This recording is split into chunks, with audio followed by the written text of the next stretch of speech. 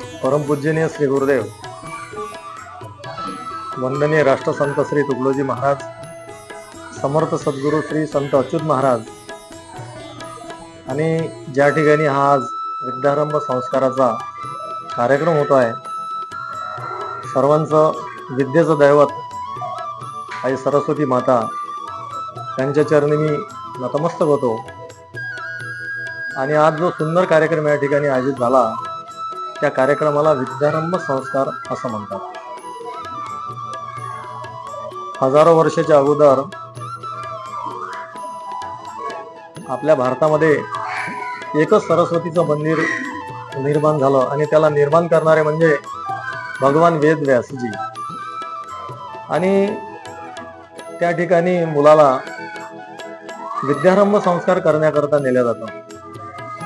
परंतु हे कुठेतरी संतांना कळलं असेल, त्यामध्ये श्री संत अच्युत महाराज आहेत. अच्युत महाराजांनी ठरवलं की महाराष्ट्राच्याही लोकांना, महाराष्ट्रांच्या या भूमीतल्या मुलांना सुद्धा हा संस्कार मिळावा, म्हणून त्यांनी महाराष्ट्रामधले पहिलं सरस्वती मंदिर कुरकुंज या ठिकाणी निर्माण केलं, रामकृष्ण हरी मंदिराच्या पायथ्याशी. आणि आज जवळजवळ 55 ते 60 विद्यार्थी या ठिकाणी विद्यारंभ संस्काराने पूर्ण होत आहे. हिंदू धर्मामध्ये 16 संस्कार सांगितले जातात. आईच्या गर्भामध्ये 5 संस्कार केले जातात. सुरुवातीला गर्भामध्ये जीव पडल्यानंतर राष्ट्रसंत तुकडोजी महाराज असं म्हणतात की संस्कार दुष्परिणामकारी न पडावे आतील गर्भावरी, म्हणून मात्या पित्याने सदाचारी राहावे सद्भावे. म्हणून पहिला संस्कार त्याला गर्भधान संस्कार असं म्हणतात.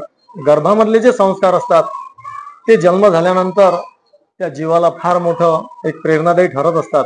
म्हणून राष्ट्रसंत म्हणतात की आईच्या गर्भामध्ये जीव पडल्यानंतर त्याला संस्कार देण्याची गरज आहे. म्हणून गर्भामध्ये शास्त्र सांगते, आमच्या हिंदू धर्माची संस्कृती सांगते की गर्भामध्ये 5 संस्कार केले जातात आणि जे 11 संस्कार आहेत ते जन्म झाल्यानंतर केले जातात. आणि आजचा जो विद्यारंभ संस्कार आहे हा 16 संस्कारापैकी याला 12वा संस्कार असं म्हणतात. 3.5 वर्षाच्या पुढे मुलांवर ते केल्या जातात. तर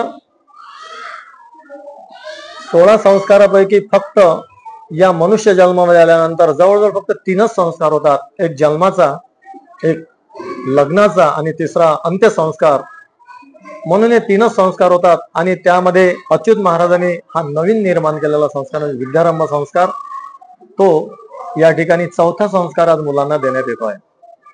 तर बघा, या 16 संस्कारापैकी मी जे बोललो की 13 संस्कार जे होत नाही ते मरणानंतर केले जातात. कारण माणूस स्मशानभूमी नेल्यानंतर तिथं तो जीव गोटा असतो, त्याला घरी आणावं लागते. त्याला पांढऱ्या कपड्यामध्ये गुंडाळून ज्या ठिकाणी तो व्यक्ती मरण पावला असेल त्या ठिकाणी तो गोटा दिव्याच्या प्रकाशामध्ये ठेवून तिथे 13 दिवस भोजनाचं ताट त्या ठिकाणी त्या मृतात्म्याला, गतात्म्याला ते द्यावं लागतात. आणि दररोज 1 संस्कार, 2 संस्कार, 3 संस्कार असे 13वी पर्यंत 13 संस्कार 13 दिवसापर्यंत होतात. अगोदरचे 3 संस्कार आणि मरणानंतर हे या जीवावर 13वी पर्यंत केल्या गेलेले 13 संस्कार असे संपूर्ण 16 संस्कार केल्यानंतरच हा या जीवाला पुढचा प्रवास सोयीस्कर होतो. म्हणून त्याला पुढचं, मग तो पुढे 48 दिवस चालत राहतो तो जीव. आणि 48 दिवसानंतर वैतरणी नावाची नदी लागते. आणि त्या वैतरणी नदीमध्ये एक कामधेनू नावाची गाय, तिचं शपूट धरून तो वैतरणी नावाची नदी पार करतो. पुन्हा 39 दिवस पुन्हा तो जीव पुढच्या प्रवासाला लागतो. आणि 100 दिवसानंतर तो यम दरबारामध्ये बसतो. हे सर्व गरुड पुराणामध्ये वर्णन केलेलं आहे. आणि ते 265 दिवस त्याने जे चांगलं आणि वाईट कर्म केलं आहे संपूर्ण आयुष्यभर, त्याची तिथे केस लढवल्या. तिथे त्याचा वकील असतो चित्रगुप्त नावाचा. आणि तो वकील त्याची केस लढवतो. 365 दिवसानंतर त्याच्या केसचा निकाल लागतो. आणि निकाल लागल्यानंतर मग वर्षभराने त्याचं वर्ष श्राद्ध होते. असा हा हिंदू धर्मामध्ये सांगितलेला, शास्त्राने सांगितलेला, वेदांनी पुराणाने सांगितलेला, याला म्हणतात 16 संस्कार. म्हणून त्यापैकी एक संस्कार म्हणजे आजचा हा विद्यारंभ संस्कार. आज फार वाईट परिस्थिती आहे. पेपरचं पान उघडलं, टीव्हीचं बटन ऑन केलं, आज फार वाईट परिस्थिती आम्हाला मुला मुलींची दिसून राहिली आहे, विकृत संस्काराची.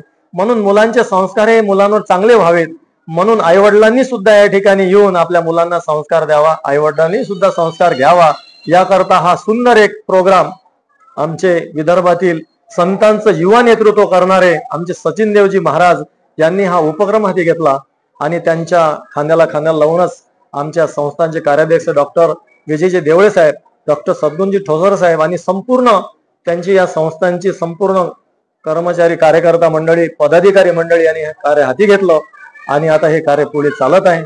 अशा प्रकारचा हा संस्काराचा कार्यक्रम, विद्यारंभ संस्काराचा कार्यक्रम हा पुढे वाढत राहो, हीच मी आई सरस्वती मातेच्या चरणी विनम्र प्रार्थना करतो आणि मी या ठिकाणी थांबतो. जय गुरुदेव.